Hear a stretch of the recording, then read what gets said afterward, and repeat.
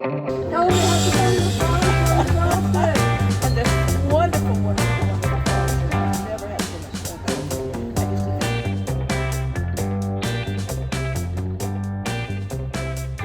just I'm in Ladson, South Carolina, near Charleston, talking to Trish Bender, and there is a flower show of great proportions going on here. This is so exciting. Thanks for letting us come. I'm so glad to have you here, Amanda. It's always a fun day with you around. This is the Coastal Carolina Fairgrounds that we're in. And our flower show is sponsored by the Council of Garden Clubs of Greater Charleston, which are the 13 local clubs in our area. And you need everybody because this is such a big job. Tell us about all the things that there are different sections of things going on here. This flower show is huge. It's one of the biggest in the state of South Carolina. So we have to co-sponsor this show by the Exchange Club, which is the group that runs the fair. The flower show event this weekend is actually 3 events in one. It is a flower show called Peace, Love, and Flower Power. All right. I know, we gotta love that one, right? We're taking all the way back to 1969. The second show is a horticulture specialty show, and that is called Give Peace a Chance. Oh. And there's gonna be a lot of plants and fun stuff that is involved on that side of the room. The other event is Can You Dig It?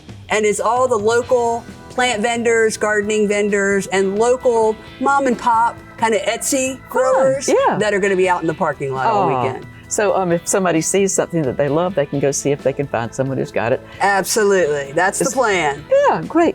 It takes about a year to plan this. We come up with a theme that we know will be fun, exciting, and invigorating to the public, because this whole point is to educate the public on what can grow and what you can do with what you can grow. So the flower show on the design side has a whole bunch of wacky, hippie, groovy titles. Well, let's get started on some of them. Okay, well, like the first one is called Psychedelic.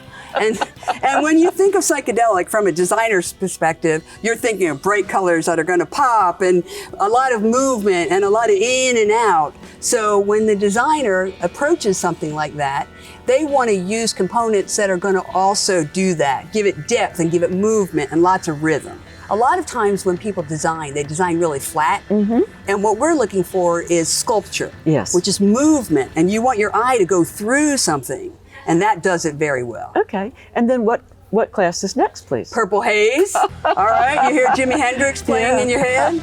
Yeah, well, Purple Haze is going to be all about color and contrast. And so you're not going to just show up with purple because purple doesn't show up really well. You've got to pop it with like that yellow that you're wearing. Okay, and what's the next one? The next one is called Flowers on the Wall. And this one's really hard because a designer has to use a backboard and they have to design on the backboard. So the design that you're going to see has lots of movement coming off that wall and spinning around. And then you go to teeny tiny little things. I know, isn't that the most fun? It is. That's called a petite class or a petite section. And those are either 5-inch, 8-inch, or 12-inch designs. So the designer has to really think in small increments and proportion and scale. Because you can't use a great big flower, so they have to have access or alter a flower sometimes for that. Exactly. So in the first couple of designs, you want to go big and bold, and then you still want that bold, but you have to do it in miniature. And I'm just going to say, you've had some wonderful people making submissions. I think it's been so much fun. And after that, we have another class. We have Botanical Arts Division, and that takes flowers in a completely different direction and uses them as artistic media. So you use them like to make jewelry, or you make a headdress, or they're more practical applications. Part of this is we're down near Charleston where everybody loves to eat, and you've got things that are set up to be judged for picnics and having dinners and things. Oh, that's true. Our table class in the design division. So there's one that's called Here Comes the Sun. So you have to make a little breakfast tray like you're taking it to your sweetheart. Yeah, there you go. And it has to, again, be in scale, and it has to be able to be carried. Yeah. And there's a little decorative floral design in there.